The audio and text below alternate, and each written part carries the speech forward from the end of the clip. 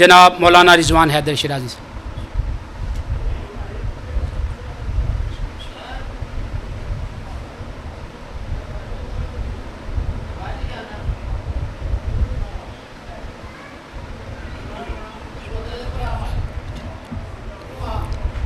درود کی تلاوت فرما لیں۔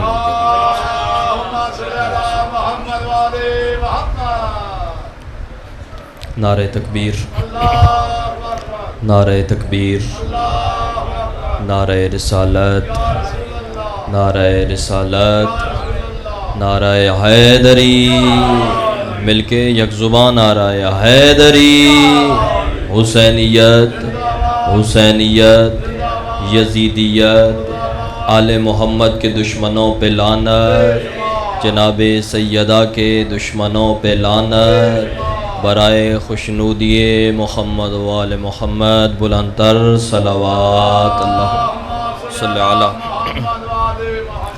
اعوذ باللہ من الشیطان الرجیم، بسم اللہ الرحمن الرحیم، الحمدللہ الذی لم یسبق لہ حال حالا فیکون اولا قبل ان یکون آخرا وَيَكُونُ ظَاهِرًا قَبْلَ أَن يَكُونَ بَاطِنًا، كُلُّ مُسَمًّى بِالْوَحْدَةِ غَيْرَهُ قَلِيلٌ وَكُلُّ عَزِيزٍ غَيْرَهُ ذَلِيلٌ وَكُلُّ قَوِيٍّ غَيْرَهُ ضَعِيفٌ، وَالصَّلَاةُ وَالسَّلَامُ عَلَىٰ أَشْرَفِ الْأَنبِيَاءِ وَالْمُرْسَلِينَ سَيِّدِ الْأَوَّلِينَ وَالْآخِرِينَ نَبِيِّنَا أَبِي الْقَاسِمِ مُحَمَّدٍ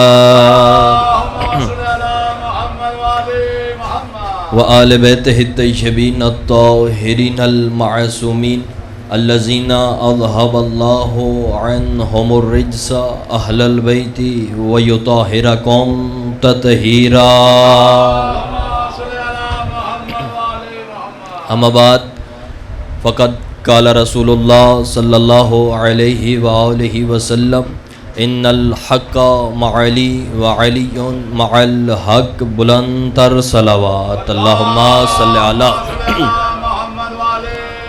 سب سے پہلے دعا ہے کہ کریم کربلا کا خالق اللہ آپ تمام حضرات کا اس مقدس ذکر میں چل کے آنا مالک اپنی بارگاہ میں منظور و مقبول فرمائے۔ مالک کائنات آپ تمام حضرات کے دل میں جتنی دعائیں، جتنی خواہشات، جتنی مناجات ہیں، مالک تمام کو شرف قبولیت عطا فرمائے۔ بانیان مجلس، معاونین مجلس اور حاضرین مجلس کے مالک رزق عزت بخت میں اضافہ فرمائے۔ خداوند کریم بانیان مجلس کے مرحومین کے درجات بلند فرمائے، اور بالخصوص ہم سب کو اعمال صالح باولایت امیر المومنین انجام دینے کی توفیق عنایت فرمائے۔ اس ذکر کے وارث سرکار امام زمانہ بادشاہ کے مقدس ظہور میں مالک تعجیل فرمائے۔ دعاؤں کی قبولیت کی خاطر، مرحومین کی بلندی درجات کی خاطر، اور بالخصوص وارث ذکر کے ظہور میں تعجیل کی خاطر بلند تر صلوات، اللہ صلی علی۔ خداوند کریم کا لاکھ لاکھ احسان ہے، اور میں کہتا ہوں کہ اگر ہم ساری زندگی سجدے میں سر رکھ کے اس کا شکر ادا کریں پھر بھی کم ہے کہ اس اللہ نے بن مانگے ہمیں علی جیسا امام عطا کر دیا۔ مولا حسین آپ کو آباد رکھیں، مالک آپ کو سلامت رکھیں۔ خدا کا لاکھ لاکھ احسان ہے، اور میں نے آپ کے سامنے رسول خدا کی ایک حدیث تلاوت کی۔ پروگرام کچھ اور تھا، لیکن مجھ سے پہلے مولانا اوصاف صاحب پڑھ رہے تھے، انہوں نے حق پہ بات کی۔ رسول خدا فرما رہے ہیں ان الحق مع علی، حق علی کے ساتھ ہے، حق علی کے ساتھ ہے، اور پھر فرمایا علی حق کے ساتھ ہے۔ حدیث یہاں پہ ختم نہیں ہوئی، فرمایا اے اللہ تو حق کو ادھر موڑ دے جدھر میرا بھائی علی ہے۔ یہ ہیں آپ آباد ہیں، آپ سلامت ہیں۔ یا علی علیہ السلام حق کو ادھر موڑ دے جدھر میرا بھائی علی ہے۔ بھائی ہیں نا مصطفیٰ کے علی، بھائی ہیں۔ وہ میثاق اخوت ہوا تھا نا مدینہ میں، رسول خدا نے بعض صحابیوں کا بھائی بنایا تھا. جب سارے آپس میں بھائی بھائی بن گئے, بسم اللہ شاہ جی, جب سارے آپس میں بھائی بھائی بن گئے, اب تاریخ کہہ رہی ہے کہ علی شیر خدا ایک کونے میں بیٹھ کے رو رہے تھے. رسول خدا قریب گئے, سینے سے لگایا, یا علی کیا ہوا؟ بادشاہ آپ نے سب کو ایک دوسرے کا بھائی بنا دیا, میرا کوئی بھائی نہیں. فرمایا یا علی انہیں میں نے دنیا میں ایک دوسرے کا بھائی بنایا ہے. انت اخی فی الدنیا والآخرہ, انت اخی فی الدنیا والآخرہ. اے علی تو یہاں بھی میرا بھائی, تو وہاں بھی میرا بھائی ہے.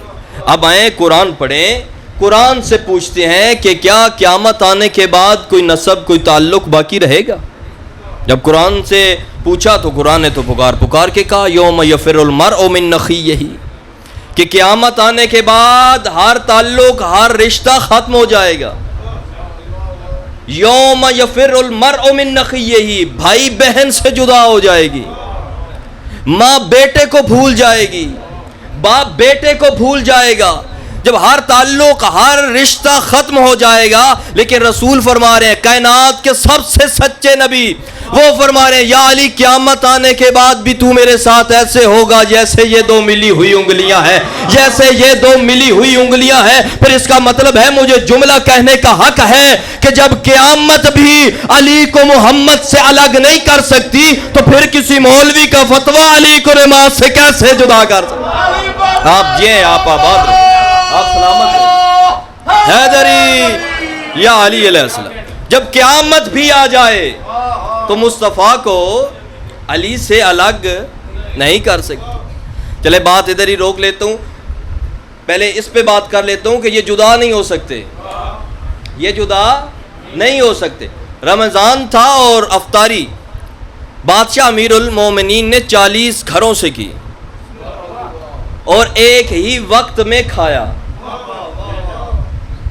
40 گھروں میں باری باری بہت سو نے کھایا ہوگا, لیکن بادشاہ علی نے ایک ہی وقت میں 40 گھروں سے کھانا کھایا. جب صحابی مسجد میں آئے تو باتیں ہونے لگ گئی. ایک نے کہا کہ جی کل الحمدللہ مالک نے بڑا ترس کیا, امیر المومنین نے ہمارے گھر روزہ افطار کیا. دوسرے نے آ کے کہا جی اس وقت تو بادشاہ امیر المومنین ہمارے گھر میں تھے.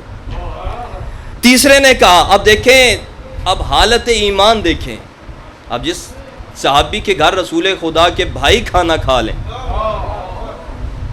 اس کی ایمان کی حالت کیا ہوگی؟ حالت ایمان دیکھیں, کسی صحابی نے بھی دوسرے کو غلط نہیں کہا, یہی کہا کہ اس وقت بادشاہ امیر المومنین ہمارے گھر میں تھے. جب باتیں ہونا شروع ہوئی لوگ اکٹھے ہو گئے, انہوں نے کہا آپس میں کیوں لڑتے ہیں, کیوں جھگڑتے ہیں, آؤ رسول خدا کے پاس چلتے ہیں, وہاں جا کے فیصلہ کرواتے ہیں. سارے اکٹھے ہوئے, 40 بندے بادشاہ رسول خدا کے پاس آ گئے. یا رسول اللہ یہ کل شام کا کھانا افطاری امیر المومنین نے ہمارے گھر میں کی. یہ صحابی کہہ رہے ہیں کہ بادشاہ امیر المومنین ہمارے گھر میں تھے. سرکار وہ کہہ رہے ہیں کہ بادشاہ ہمارے گھر میں تھے. سرکار وہ کہہ رہے ہیں کہ بادشاہ ہمارے گھر میں تھے. 40 بندوں نے الگ الگ کہا کہ رسول خدا کے بھائی ہمارے گھر میں تھے. رسول خدا مسکرا کے کہنے لگے تم سارے ٹھیک کہہ رہے ہو, لیکن جس وقت کا تذکرہ تم نے کیا ہے اس وقت تو علی میرے ساتھ تھا, اس وقت تو علی میرے ساتھ تھا. اس کا مطلب ہے 40 گھروں میں ہونے کے باوجود جو محمد کے ساتھ متصل رہے اسے علی کہتے. آپ جی یا علی علیہ السلام جو 40 گھروں میں ہونے کے باوجود محمد کے ساتھ متصل رہے اسے علی کہتے.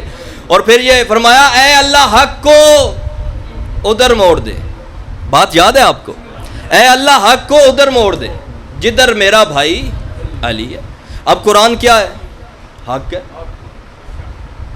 اب حق کو ادھر موڑنا ہے جدھر علی ہے. اس کا مطلب ہے حق آگے, علی حق سے, ظاہری بات ہے حق نے مڑنا ہے نا. آپ کی سماعتوں کا امتحان لیتے ہیں ہم کبھی کبھار کہ آپ کتنی توجہ میں بیٹھے. حق نے ادھر موڑنا ہے جدھر بادشاہ علی ہے. اب جدھر علی ہیں ادھر حق. قرآن کیا ہے؟ حق. اس کا مطلب ہے علی آگے قرآن نبی کیا ہیں؟ حق. علی آگے نبی پیچھے. موسیٰ حق ہے، علی آگے موسیٰ پیچھے. عیسیٰ حق ہے، علی آگے عیسیٰ پیچھے. نوح حق ہے، علی آگے نوح پیچھے. صحابی حق ہیں، علی آگے صحابی پیچھے. قرآن حق ہے، علی آگے قرآن پیچھے. نبی حق ہیں، علی آگے نبی پیچھے. صحابی حق ہیں، علی آگے صحابی پیچھے. ایک مقام ہے جہاں علی آگے نہیں، وہ مباہلہ کا مقام ہے، جہاں علی پیچھے زہرا آگے. آپ جیئے آباد رہے بھائی، آپ سلامت رہے. یا علی علیہ السلام، سیدہ آگے بادشاہ علی پیچھے. اب منظر سمجھ میں دے، آگے رسول خدا، پھر سیدہ، پھر بادشاہ علی ہیں، درمیان میں سیدہ ہیں، پیچھے علی، آگے سیدہ، پھر آگے رسول خدا ہے. یہ منظر ہے. اور رسول خدا اکیلے نہیں آ رہے، رسول خدا اکیلے نہیں آ رہے. حسن کی انگلی کو پکڑا ہوا ہے اور خود کو اٹھایا ہوا ہے. جو پہنچ گئے ہو، حسن کی انگلی کو پکڑا ہوا ہے اور خود کو، بادشاہ حسین کو اٹھایا ہوا ہے. اور یہ منظر ہے، آگے آ رہے ہیں. اب رضوی صاحب نے 4 مصروں میں اس منظر کو بیان کیا. دیکھیں، آگے رسول ہیں، پیچھے بطول، پھر پیچھے بادشاہ علی. انہوں نے 4 سطریں لکھی، وہ کہتے ہیں آگے رسول، پیچھے علی، درمیان بطول. آگے رسول، پیچھے علی، درمیان بطول. دیکھو اتر رہا ہے یہ قرضہ بطول کا، معراج پہ یہ دونوں کا پردہ بنی رہی. مباہلہ میں دونوں ہے پردہ بطول کا، مباہلہ میں دونوں ہے پردہ بطول کا. اچھا، جب سیدہ آئی نا تو عیسائیوں نے مباہلہ کرنے سے انکار کر دیا. اب گھر سے تو وہ تیاری کے ساتھ آئے تھے، یہاں پہ آ کے انکار کیوں کر دیا؟ تو یہ بھی 4 سطریں انہیں کی لکھی بھی پڑھتا ہوں. وہ کہتے ہیں گھر سے آئے تھے جو مباہلہ میں بڑے شعور کے ساتھ، انہوں نے رکھ دی زمین پہ جبیں تو وہ کیسے. حسن حسین کے چہروں کو دیکھ کے وہ سمجھے خدا کے بیٹے اگر یہ نہیں تو وہ کیسے. خدا کے بیٹے اگر یہ نہیں تو وہ کیسے. تو بات ہو رہی تھی حق پہ، بات حق پہ ہو رہی. بادشاہ علی حق کے ساتھ، حق علی کے ساتھ. پھر حق نے ادھر جانا ہے جدھر علی ہے.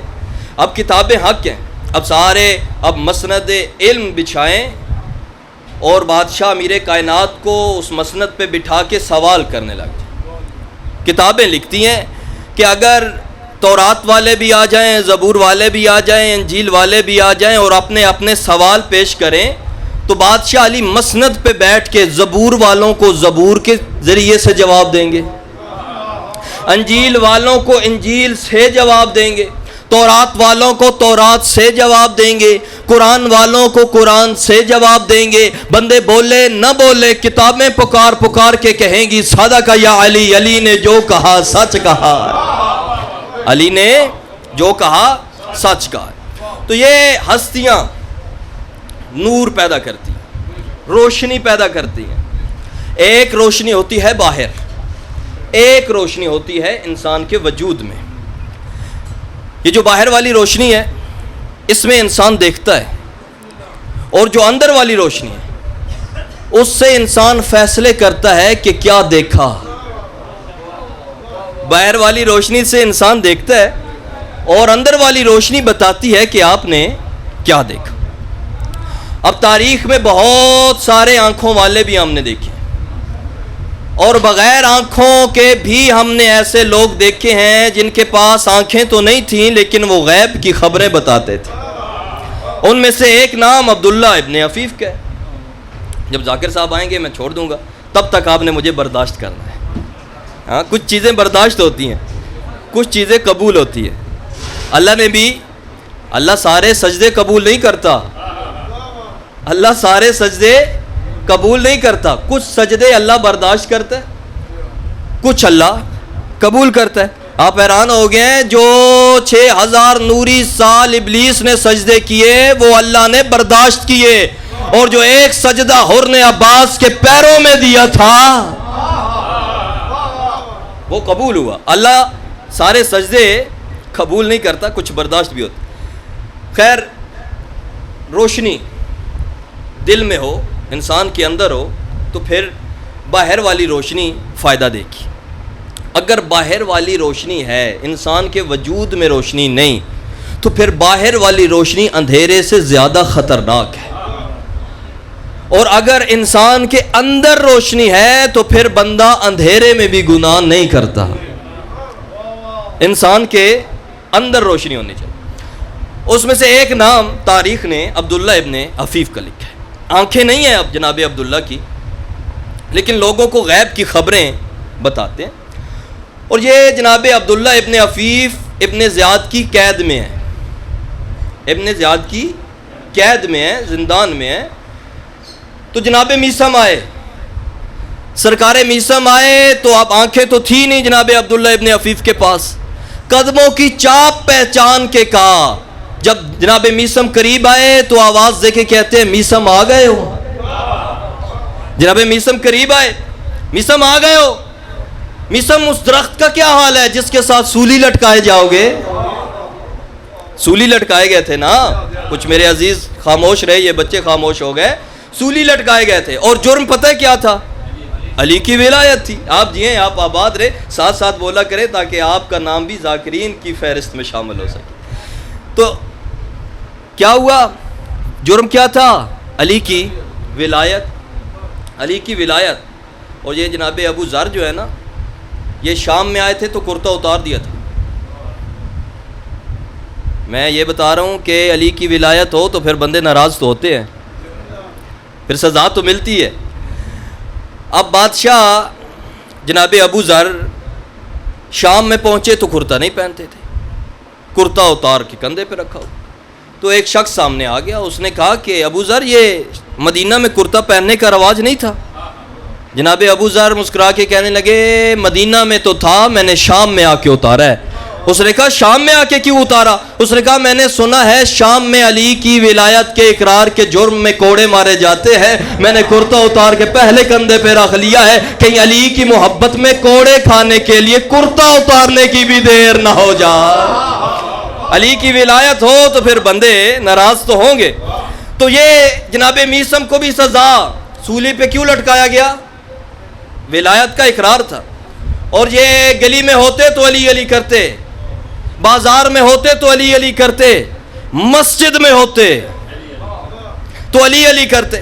تو ابن زیاد نے جب طلب کیا تو جناب میثم سے کہنے لگا کہ آپ کو پتہ نہیں, آپ مسجد میں علی علی کرتے ہو. آپ اشارہ کرنا ہے, آپ سمجھ گئے تو. آپ مسجد میں علی علی کرتے ہو, اور مسجد میں علی علی کرنا ابن زیاد کو پسند نہیں. یار, جو مسجد میں علی علی کرنے سے روکے وہ ابن زیاد ہے. ابن زیاد کہنے لگا مسجد میں علی علی کرنا ابن زیاد کو پسند نہیں ہے, یہ علی علی کرنا چھوڑ دے. جناب میثم کہنے لگے نہ چھوڑا تو؟ کہنے لگا پھر سر تن سے جدا کر دوں گا. جناب میثم مسکرائے, مسکرا کے کہنے لگے اب پڑھنا واجب ہو گیا ہے, اب علی علی واجب ہو گیا ہے. اس نے کہا صرف تن سے جدا نہیں کروں گا, تیرے ہاتھ کاٹوں گا, پاؤں کاٹوں گا, زبان کاٹ دوں گا, تجھے سولی پہ لٹکا دوں گا. اتنا کہنا تھا جو ساری زندگی تہذیب کے دہرے میں رہ کے مسکرایا تھا میثم, وہ زور زور سے کہہ کے مار کے ہنسنے لگا. ابن زیاد آواز دے کے کہتا ہے دیکھا موت کی سختی کا سن کے تیری عقل چلی گئی, تو دیوانہ ہو گیا. جناب میثم آواز دے کے کہتے ہیں موت کا سن کے نہیں ہنس رہا, علی نے ترتیب یہی بتائی تھی. علی نے, آپ یہ آباد رہے, یا علی علیہ السلام, علی نے ترتیب یہ بتائی تھی. یہ عبداللہ ابن عفیف اس قید خانے میں, یہ غیب کی خبریں بتا رہے ہیں. اور اسی قید خانے میں جناب مختار سخفی بھی ہیں. ایک دن پوچھنے لگے کہ مختار کیسے دن گزر رہے؟ تو جناب مختار کہنے لگے بس عبداللہ بھائی زیادہ گزر گئے, تھوڑے رہ گئے, بس اب تو آخرت کی تیاری کر رہا ہوں. تو یہ مسکرا کے کہنے لگے ابھی نہیں, ابھی تو نے بہت سو کو مارنا ہے. تو یہ غیب کی خبریں بتاتے تھے. اب میں نتیجہ پیش کرنے لگا ہوں. یہ غیب کی خبریں بتاتے تھے, آنکھیں نہیں تھیں, لیکن بغیر آنکھوں کے غیب کی خبریں بتاتے تھے. ہم نے ایسے آنکھوں والے بھی دیکھے ہیں جنہیں منبر پہ ولی نظر آتا تھا, ولایت نظر نہیں آتی تھی. منبر پہ ولی نظر آتا ہے, ولایت نظر نہیں آتی. تو یہ روشنی اندر یہ ہستیاں پیدا کرتی, اور اگر یہ اندر روشنی پیدا ہو جائے نا تو اس کا پتہ ہے فائدہ کیا ہے. یزید کے پاس بھی روشنی تھی لیکن اس کے پاس اندر والی نہیں, فقط باہر والی روشنی تھی, اور وہ باہر والی روشنی سے دیکھ کے فیصلے کر رہا تھا. میں کب سے اندر والی باہر والی روشنی کہہ رہا ہوں, بچے پریشان ہو گئے یہ اندر والی اور باہر والی روشنی کیا ہے. میں نتیجہ دینے لگا ہوں یہ اور سمجھا دوں, ایک جملے میں سمجھا دوں, اور اندر اور باہر والی روشنی میں فرق کیا ہے. یزید کے پاس فقط باہر والی روشنی تھی, اور باہر والی روشنی سے دیکھ کے وہ فیصلے کر رہا تھا. وہ کہہ رہا تھا یہ بھی عورت ہے, یہ بھی عورت ہے, یہ بھی عورت ہے. اسے بس عورت ہی عورت دکھائی دے رہی تھی. حسین کے پاس اندر والی روشنی تھی اور اسے اندر والی روشنی سے سمجھا رہے تھے, حیا کر, فقط عورت نہیں, یہ ماں ہے, یہ بہن ہے, یہ بیٹی ہے. یہ فیصلہ یہ اندر والی روشنی بتاتی ہے انسان کو. انسان کے وجود کے اندر روشنی ہو تو پھر یہ فیصلے ہوتے ہیں. اب یزید وہ نجاست, وہ پلیدگی کا نام ہے. جسے ماں بہن بیٹی میں فرق نظر نہ آئے اسے یزید کہتے ہیں, اور جو ماں کی کنیز کو بھی ماں کہہ کے سلام کرے اسے حسین ابن علی کہتے ہیں, اسے حسین ابن علی کہتے ہیں.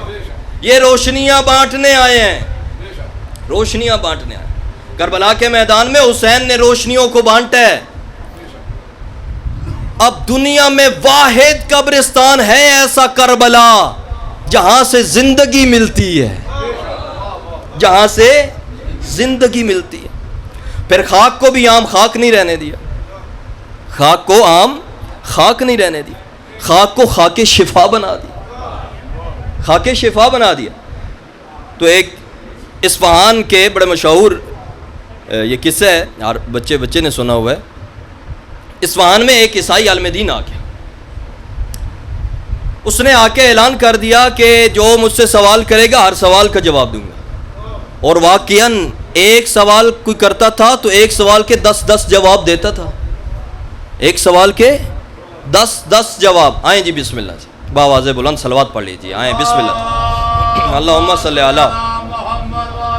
بس آخری بات کر رہا ہوں. ایک سوال اور 10 جواب دیتا ہے. اتنا بڑا عالم ہے, عیسائی ہے. آپ نے توجہ میری طرف رکھنی ہے. عیسائی ہے اور جواب دے رہا ہے, اور ایک سوال کے 10 جواب دیتا تھا تو بندوں میں پھر ہمت ہی نہیں رہتی تھی کہ ایک اگلا سوال کرے. ایک سوال کے 10 جواب مل جاتے. تو کسی نے سنا اور کسی نے آ کے بتایا تو ایک شیعہ عالم دین بھی اٹھ کے چلے گئے.